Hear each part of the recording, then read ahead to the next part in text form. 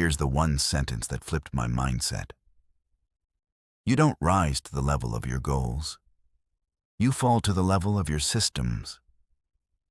That's from Atomic Habits by James Clear. And it wrecked me, in the best way. Because I was doing what most people do.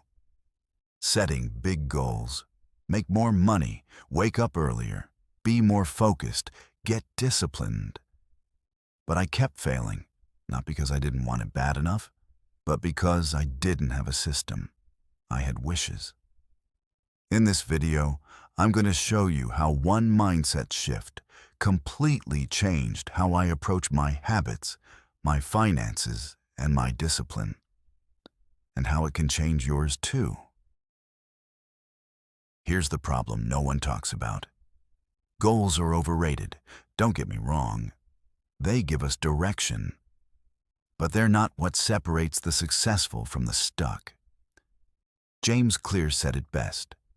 Winners and losers have the same goals. Think about it. Every broke person wants more money. Every unhealthy person wants to get fit. Every distracted person wants to be focused. So what's the difference? Systems, habits. Let me show you with money. Because this one hurts. Two people, same income, same goal. Save $10,000 a year.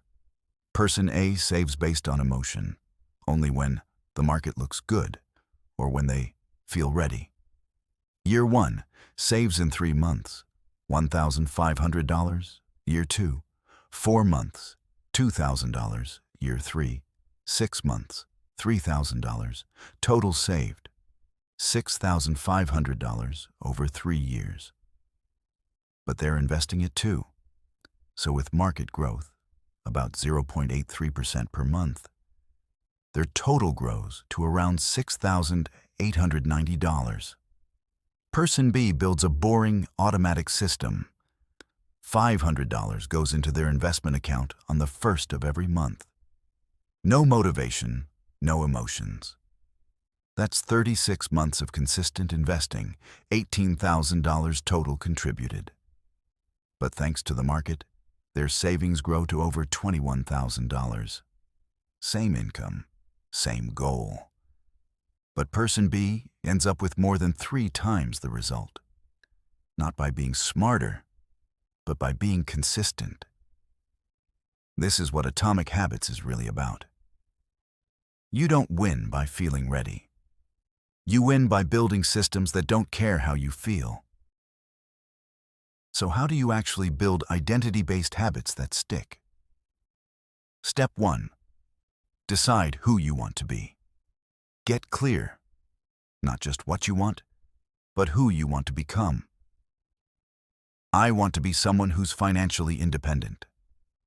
I want to be someone who doesn't procrastinate. I want to be someone who finishes what they start. Step 2. Start small. Prove it with tiny wins. You don't need massive action. You need evidence. You don't become a reader by finishing 30 books. You become one by reading 1 page every morning. You don't become a saver by earning more. You become one by not spending recklessly today. Success isn't about intensity. It's about consistency. Step 3. Design your environment to support the identity. Want to save money? Unsubscribe from sales emails. Leave your credit card at home. Want to focus? Turn off notifications. Delete toxic apps. Want to grow? Surround yourself with content, people, and reminders that reinforce your identity. Here's the key. Make good habits easy. Make bad habits hard. If there's one thing I want you to remember from this, you don't have to fight for motivation if your identity is aligned. When you believe, I'm the kind of person who respects my money, then saving isn't hard. Spending recklessly feels out of character. When you believe, I'm a disciplined person, then showing up feels natural. Skipping feels wrong. This is how real change happens, not from big bursts of motivation, but from small, consistent actions that reshape how you see yourself. And remember, it's not about being perfect. It's about becoming the kind of person who doesn't quit. Let's build better habits. Let's build a better life. Think better daily.